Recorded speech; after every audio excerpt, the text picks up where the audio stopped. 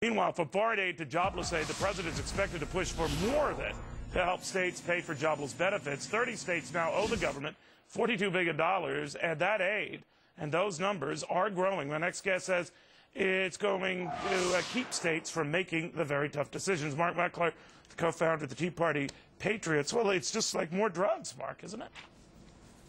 It's the same thing all over again, Neil, and the American public's already spoken loud and clear on this very subject. They don't want to see state bailouts. This is a backroom deal for a state bailout.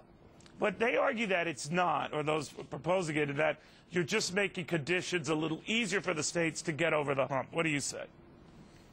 You know, a bailout is a bailout no matter what they call it, Neil. The states owe this money. They have to make tough choices in order to enable them to pay the money back. And by saying they don't have to pay it back right away, they push the state's decision-making capability into the future. They're kicking the can down the road like they always do. They're punishing my children, my grandchildren, and they're going to keep doing it until the people step up and say no.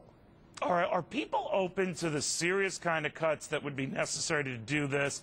Because it's one thing when let's say, a Governor, Chris Christie in New Jersey, is cutting a lot of programs alike. A lot of people who aren't affected by those programs say, well, that's okay, it's not me. But then when it gets closer to home, then it's a big issue, right? I think it is a big issue, but I think Americans need to be treated like adults. They are adults. They're acting like adults and tightening their own belts. We expect that it's time our government act like adults and do the same. Quit pushing the pain into the future. We know we need to deal with these things. We've got to deal with them now in a healthy way so that we can move on. Are you impressed, Mark, by the president's overture to the right, meeting with all these CEOs to talk about, triggering more hiring and the like, talking at least about cutting regulations on them, taxes on them? We haven't seen that, acted upon yet, but the talk is something more favorable, dare I say, Tea Party-ish. What do you say?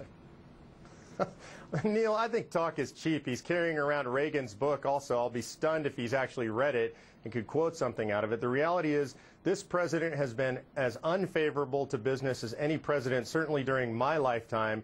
I don't expect a significant change in that. The rhetoric has changed. As he says, he took a shellacking in the last election. He's shown that he's willing to speak in a disingenuous way to garner support. That's what his entire election was about. He hasn't come through on the things that he said he would do for America. I don't expect we're seeing a change. We're just seeing a change in rhetoric. All right. Mark Meckler, good seeing you again. Thank you very much. Thank you, Neil. Well, you bailed out GM workers. Now, guess who's getting a $3,000 bonus? Here's a hint. Not you. And think bad-mouthing your boss on the web is